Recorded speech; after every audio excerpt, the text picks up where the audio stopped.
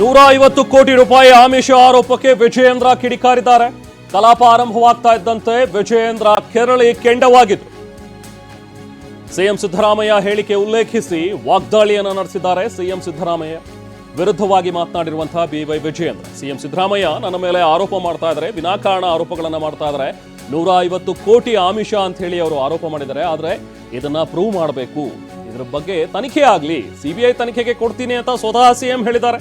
ಬಹುಶಃ ಈಗ ಸಿಬಿಐ ಮೇಲೆ ವಿಶ್ವಾಸ ಬಂದಿರೋ ರೀತಿ ಕಾಣಿಸ್ತಾ ಇದೆ ಮುಖ್ಯಮಂತ್ರಿಗಳಿಗೆ. ಈ ಹಿಂದಿನಿಂದ ಸಿಬಿಐ ಬಗ್ಗೆ ಬೈತಾ ಇದ್ದಂತಹ ಮುಖ್ಯಮಂತ್ರಿಗಳು ಈಗ ಸಿಬಿಐಗೆ ಕೊಡ್ತೀನಿ ಅಂತ ಹೇಳೋದು ನೋಡಿದ್ರೆ, ಸಿದ್ದರಾಮಯ್ಯರನ್ನ ನೋಡಿದ್ರೆ ಅಯ್ಯೋ ಅನ್ಸುತ್ತೆ ನನಗೆ. ಜೊತೆಗೆ ಅನ್ವರ್ ಮಾಣಿಪ್ಪಾಡಿ ಹೇಳಿಕೆ ಬಗ್ಗೆನೂ ಕೂಡ ತನಿಖೆ ಆಗ್ಲಿ, ಸಿಬಿಐ ತನಿಖೆಗೆ ಕೊಡೋದಕ್ಕೆ ಸಿಎಂಗೆ ಪರಮಾಧಿಕಾರ ಇದೆ. ಸೊ ಹಾಗಾಗಿ ಕೊಡ್ಲಿ ಬಿಡಿ. 150 ಕೋಟಿ ರೂಪಾಯಿ ಆಮಿಷ ಒಡ್ಡಿದ್ರು ವಿಜಯೇಂದ್ರ ಅನ್ನುವಂಥ ಒಂದು ಹೇಳಿಕೆಯನ್ನ ಅನ್ವರ್ ಮಾಣಿಪ್ಪಾಡಿ ಹಿಂದೆ ಒಂದು ಪ್ರೆಸ್ ಮೀಟ್ ಮಾಡಿ ಏನು ಹೇಳಿದ್ರು, ಅದೇ ವಿಚಾರವನ್ನ ಪ್ರಸ್ತಾಪಿಸಿ ವಾಗ್ದಾಳಿಯನ್ನ ಮಾಡಿದಂಥ ಸಿಎಂ ಸಿದ್ದರಾಮಯ್ಯ ಜೊತೆಗೆ ಕಾಂಗ್ರೆಸ್ನ ನಾಯಕರು ಈಗ ಅದಕ್ಕೆ ತಿರುಗೇಟ್ ಕೊಟ್ಟಿದ್ದಾರೆ ಬಿವೈ ವಿಜಯೇಂದ್ರ.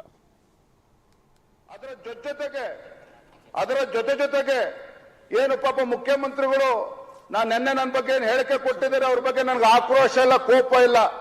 ಇವತ್ತೇನು ಮುಖ್ಯಮಂತ್ರಿಗಳು ಸಹ ನನ್ನ ಮೇಲೆ ಆರೋಪವನ್ನು ಹೊರಿಸಿದ್ದಾರೆ, ಅದ್ರ ಬಗ್ಗೆ ನನಗೆ ಆಕ್ರೋಶ ಇಲ್ಲ. ಅದರ ಬದಲಾಗಿ ಮುಖ್ಯಮಂತ್ರಿಗಳ ಬಗ್ಗೆ ನನಗೆ ಅನುಕಂಪ ಬರ್ತಾ ಇದೆ.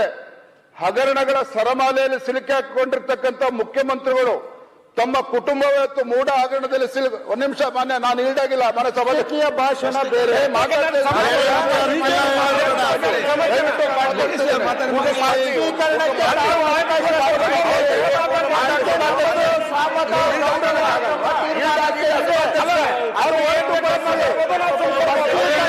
ರಾಜಕೀಯ ಭಾಷಣ ಮಾಡುವುದಾದ್ರೆ ಮತ್ತೆ ಚರ್ಚೆಗೆ ಬೇರೆ